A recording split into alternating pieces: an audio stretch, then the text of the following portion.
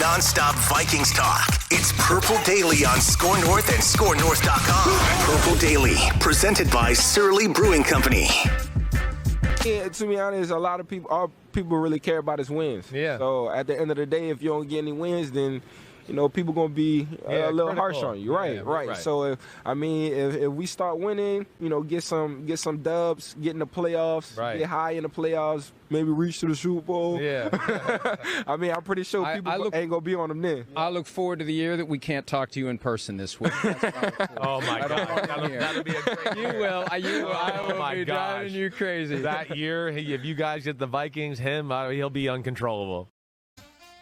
Comments from YouTube time brought to you by our friends Purple Daily, of course, always is presenting sponsor Surly Brewing Company. And also, hopefully you watched yesterday's big game on a TCL TV. Enjoy more with TCL.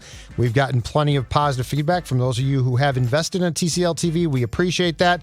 Zolgad and Declan Goff, and that was Justin Jefferson last week on Radio Row at the Super Bowl, talking to Mike Florio and Chris Sims of Pro Football Talk. He was talking about the pressure and the feeling that certain people have regarding Kirk Cousins, and saying that if he wins, he'll be fine. If he doesn't win, obviously it's not the same. And the hope now, Declan Goff, is that with Kevin O'Connell expected to be named coach of this team at some point this week, and Kwesi-Adofo Mensah already in place as the GM, that the Vikings will start to win. But I'm sure we have some of our fine listeners and viewers who have some comments. So without further ado, it is our comments from YouTube edition, I should say. I got a little ahead of myself there. If you want your comment answered, just leave a comment, literally, on our YouTube page. Send us some feedback via the Score North app. Both Phil and myself, and even Judd. Judd, you get some of those emails, right? From listeners? Yep. Yeah, I do. Yep. So by all means, send us your feedback. We'll answer these. We do these now twice a week during the offseason. Also, by the way, Ventline returns this Sunday. We're recording this on Monday, February 14th, the Day of Love. Well, the Day of Love of Ventline will return on Sunday with yours truly. If you'd like to get in on a future show of Ventline, you can shoot me an email, vikingsventline@gmail.com. Whether you're a Kirk stan or you're a Kirk hater, I welcome everyone on this show. So by all means, if you want to get in on one, shoot me an email. We'll gladly get you on. Enjoy that. All right. Let's start this one from NWA 744. I believe this is a Northwest Airlines 744. His emblem is a Northwest Airlines. For those who don't remember Northwest Airlines in Minneapolis, St. Paul, apparently this guy's a big fan of them, but that's not the Or he comment. worked there, maybe. Or maybe he worked could have there. been a pilot. He could have. He says to the Vikings have a Kirk Cousins problem episode. He says, no, they do not. They had a coaching and a defense problem. The Kirk hate is nothing but a dead horse that sad Keenum fans continue to beat. Judd, what do you say to the people who are defending Kirk that say, whoa, it's not a Kirk Cousins problem. Mike Zimmer was a pain in the ass to work with. This defense was holding him back from the Vikings being successful. What do you say to the people that say the Kirk Cousins problem is actually more of a coaching problem? Where was all of this hate for Zim months ago, years ago? Like, where was this? We're so conveniently now on, it's all Mike's fault. Look, it was a Mike problem. It was a Rick problem. And ultimately, I think it was a Kirk problem. 2 of the 3 are gone. I just don't understand the need to defend one side of this. Dump on everybody. They all deserve it. They're all disappointments. From 2018 to now, this franchise has been a disappointment. Why? Because a lot of people haven't done their job. So, it's very weird. I'm not just dumping on Kirk, but I'm going to tell you, I wanted Mike gone, he's gone. I wanted Rick gone, he's gone. I want Kirk gone. Should be gone. Might not be, but he should be. Dump on everybody. There's why are we taking sides here? Let's all band together to dump on everybody who has spent the last 4 years, for the most part, wasting our football time. I don't get why you think, let's run this back with this guy now. Now, can we say that about Justin Jefferson? Yeah, let's run it back with him. He's great. Right. But my God, this thing now, it was all Mike's fault. No, you know what? It's a lot of people's fault. Well, let me say this. Get rid of more of them. I have no problem with any fan of any sport defending their team because it's your team and you love them and you ride the highs and you ride the lows. But how about this? Let's stop defending the 2021 Vikings. Can we take the 2021 Vikings and just throw it out? Can we just move on? I should say. I won't say to pretend it didn't happen, because it happened. But let's stop defending what happened in 2021 with missed kicks and missed plays and a coaching staff that was ornery, you know? Let's just quit taking any sides at all with people. Like, this is not about people. This is about a team. And the individual, I don't care who wins a Super Bowl. I don't care. I mean, it could be the greatest guy. It could be a bad guy. I don't care. They're athletes. They're players. I personally think that if you put a collection of people that gel, that's great together.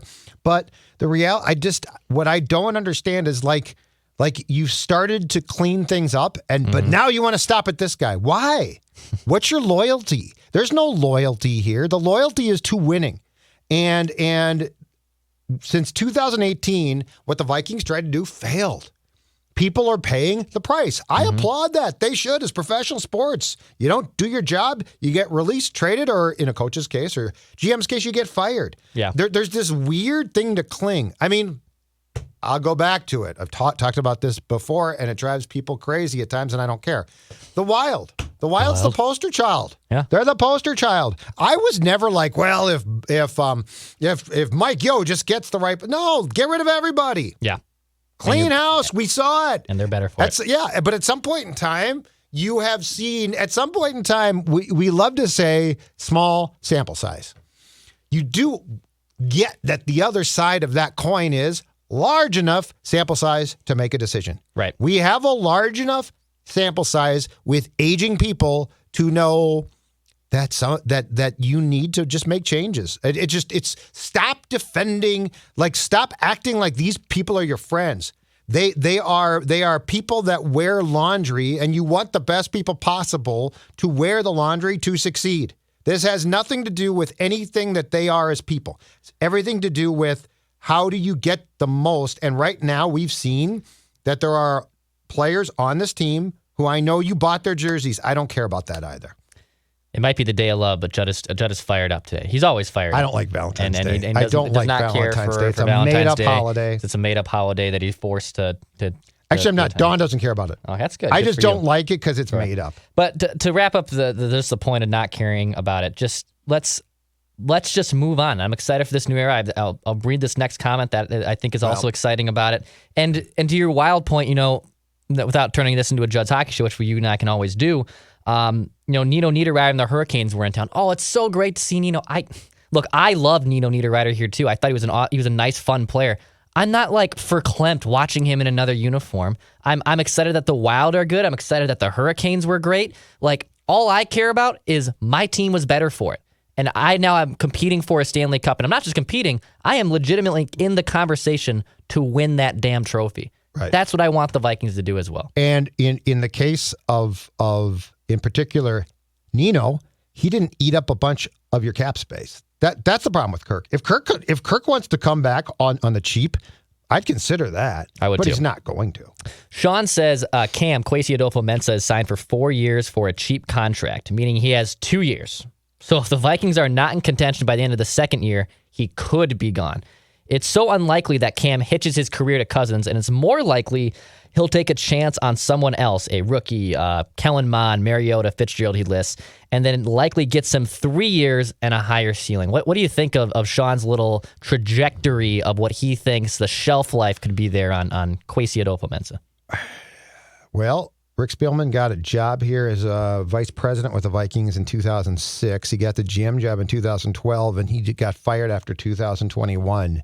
So while I appreciate the thought process, I don't think Kwesi is under any immediate pressure. I don't think there's any way that they would hire this guy to fire him in 2 years.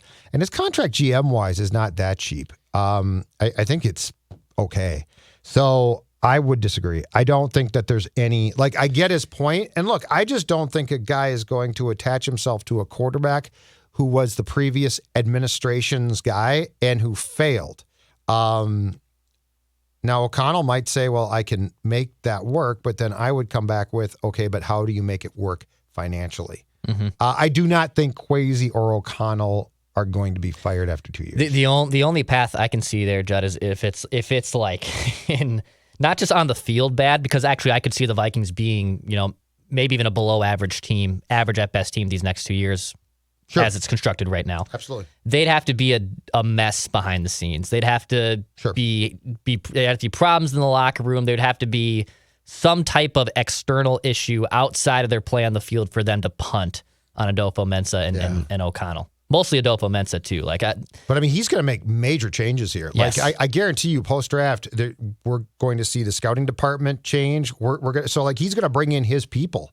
It's not like he's under some restriction to we'll hire you and O'Connell, but everything else stays the same. So I don't think we're going through the totality of the massive changes that are going to occur in that building through the next 6 months and then truly into 2023 as well. A fun comment from Matt here. He says if Kirk signs an extension, Dex has to grow a stash, Judd has to chug a Surly, and old Macadac has to play a trumpet recital on Feedback Friday. Judd, I know chugging beer is not your forte, and chugging a Furious too would be a waste of one. But you know what? You could chug a Surly Hell. It's a lighter one. Yep, I've actually chugged a Surly Hell. You could chug it. And is that what were you chugging and drinking along on Super Bowl Sunday yesterday, watching the Rams and Bengals? Well, that's the funny thing is I was chugging and drinking.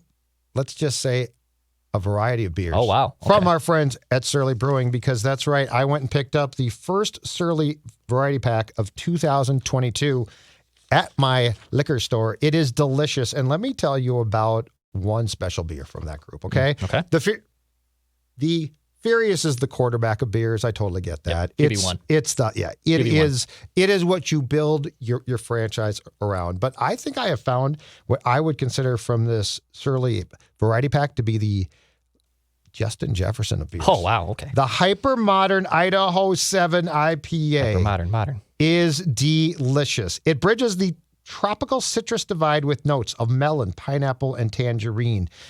I'm going to say this about the hyper modern Idaho 7 IPA. They got it right. Check it out. It is available now in liquor stores across town. So the first Surly variety pack of 2022, it's got a few superstars waiting for you in it. All right, we got some reckless speculation here. Love it. Reckless speculation. As I blow your eardrums out there. JJ says, no, not confirmed, this is Justin Jefferson. JJ says if the Vikes can get at least a first through fourth round pick this year for both Hunter and Cousins, you would then cut, this is some reckless speculation here, okay? So you would cut Michael Pierce, CJ Ham, Anthony Barr, Sheldon Richardson. Well, Barr's gone. Yeah, Barr's gone. And I believe Sheldon's a 1 year too, but he's saying you move on from them. All right. They would have at least 2 picks in the first 3 rounds and close to $29 million in cap space. And then you would rework. He doesn't recommend getting rid of these guys. You'd rework Thielen, Harrison Smith, and Kendricks and push it to over $40 million, and you let the retool begin. Obviously, there's a lot to parse through there from JJ. I love the reckless speculation, man. That's good.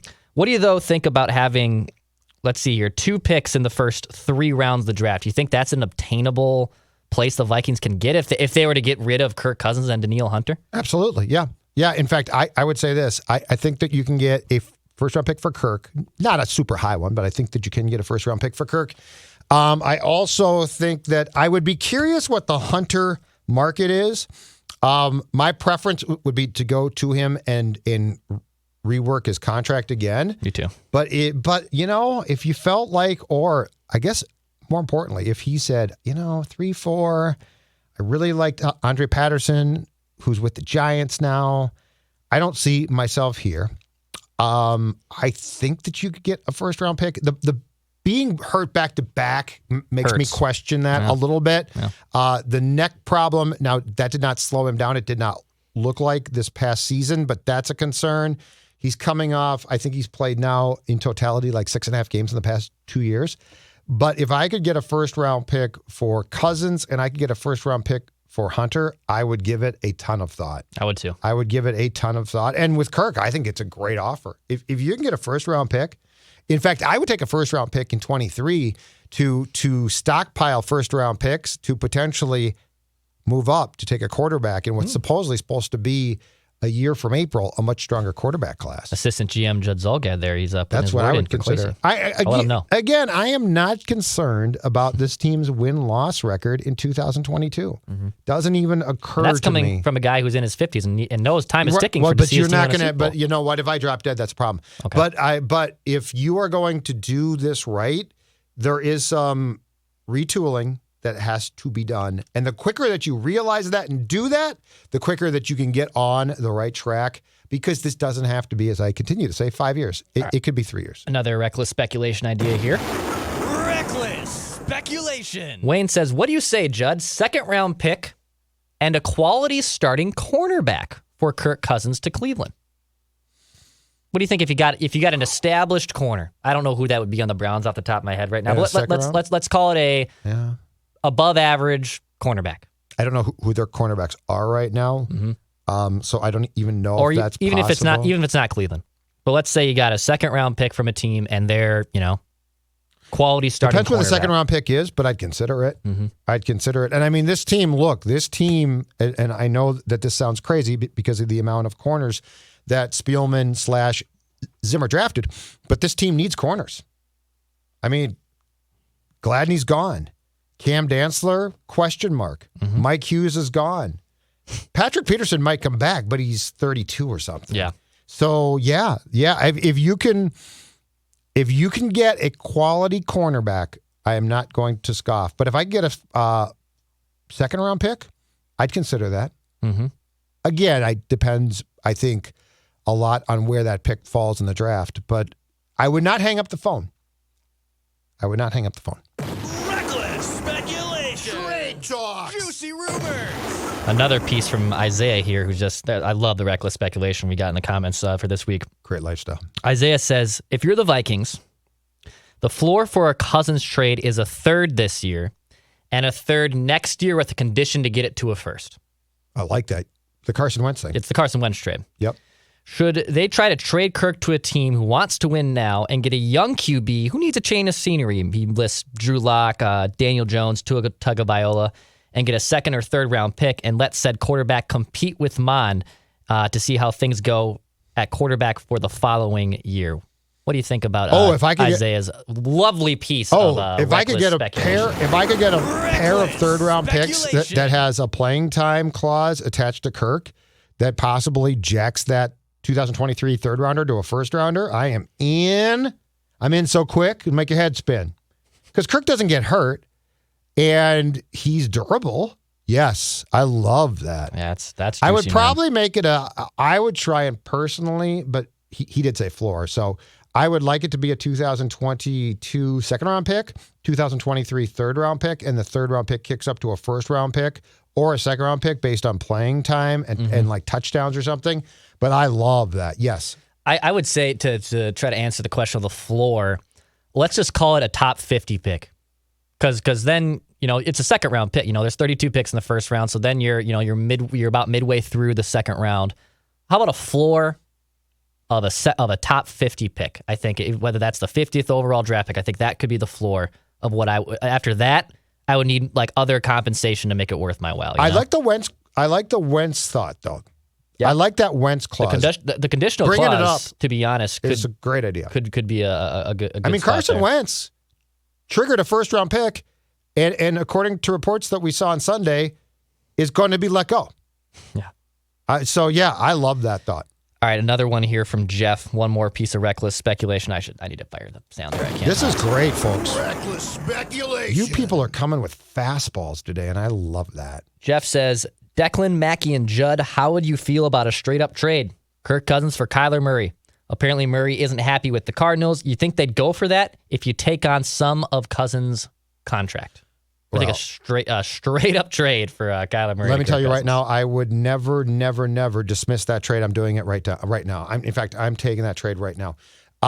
Yes. I would be on the phone to the Cardinals because so I believe it was Chris Mortensen of ESPN reported on Sunday that the Cardinals feel that Murray is immature. He didn't handle things, especially the loss to the Rams, well. Murray's camp feels that he took the the majority of the blame for something that wasn't necessarily his fault, that there's definitely been some sort of dissension between the two, falling out, I should say. And so Kingsbury now claiming he's going to self-scout himself more to like try and learn what he didn't do right. But yeah, I love that. Hey, Kirk Cousins, he can't move, obviously, like Kyler Murray, but what he can do is he can go there and provide you with the stability that you desperately need. Yes, I would make that trade every single time, and I would take on salary. The only problem with that trade is this, and I looked this up yesterday. I think Kyler Murray's going into his fourth year now. Yeah. And the fifth year option, which will be more but still extremely reasonable, is 23. Has that been exercised? It hasn't been yet, and he will ultimately need a rich extension. Yeah. So that concerns me a little bit. But my God, I mean, if you think that Kevin O'Connell can work with Kirk, and you give him a player, a quarterback like Kyler, I'd be super intrigued by it. Mm-hmm. Super intrigued. I'm not in love with Kyler's attitude. I actually side with the Cardinals a little bit. I don't just get my what initial happened gut exactly. There. I don't think there's something weird there. I would need to know way more. Yeah. Wouldn't you? Yeah. I mean, without making an ironclad judgment, it's just the way parsing through the tea leaves and through the comments early on from it. I actually would put the teeter-totter more the blame on Kyler than I would the Cardinals. Is he just not mature though, or what's the problem? That's what I'm gauging, and I could be completely. I mean, his wrong ability to extend plays is phenomenal. Yes, he's got a great arm. It's a little bit small, but that can be overcome. Mm-hmm. But yeah, I'd like to know what the riff is. Now there was a rumor going into the Super Bowl that it was all being done for a Super Bowl commercial, like as a stunt for why he scrubbed his Instagram, and that there was going to be a Kyler like commercial mocking it or something. That would be actually really cool. But that was not the case. Right. And so until we're told differently, I have to assume that there is some sort of problem here. But I mean, would I dismiss Kyler right now? Absolutely not. As we always wrap up our comments edition, we always have to have a Judd comment, and I have a lot of them, actually just parsing through. Thundernuts says, Thundernuts. Why is your way the right way, Judd? Old dogs can be taught new tricks unless you can't be taught. Your pure hatred towards Cousins makes this show unwatchable at times. But have a good night anyways. He wants to. Thank you, Thundernuts. You threw that in there. Thank you, Thundernuts. Also, Stiff Richard says, I always love Judd's takes, and I'd also bet my life that he wears high water jeans and black socks. I don't think you do, right? You don't wear high water jeans. High water jeans, like short jeans. High water, like high water jeans, as in they don't really go down to your ankles. No. And I don't wear black socks. We ever a high water jeans guy in a previous timeline, maybe? And I think wasn't that like an 80s and no, the 90s were the big baggy Janko. I love the big baggy jeans. Yeah. I love those. I mean, as a kid, I sometimes wore pants too short because I was growing and it looked stupid, but I didn't do it on purpose. And I do not wear dress socks unless I have to. He also says, quote, where are the antacids, Stella? That was such an old man thing to say, Judd. That's true. Yeah. I'm an older guy. Yeah. I needed an antacid, and she didn't bring them to me, by the way. Full disclosure, we were fighting a lot of the weekend. It didn't go well. Well, that's your comments from YouTube edition, your feedback, your Judd feedback edition, as we like to wrap My way's the right time. way because I've covered sports for a long time, and I've seen things. And look, that's not just Kirk. I want to get rid of a lot of guys. Yep. If Thielen's gone and Kendricks is gone and Harry's gone, you think I care? No. Figure out a way to win games. Don't bother me with whose jersey you just bought. Just get the name ripped off the back and get the new guy's name on it. Hit the subscribe button for daily Minnesota Vikings entertainment right here on our Purple Daily YouTube channel. We're on Apple. We're on Spotify. The Score North app is a central hub for everything we do. For Judd Zolgad, I'm Declan Goff. We'll be talking to you tomorrow. Bye, numbnuts.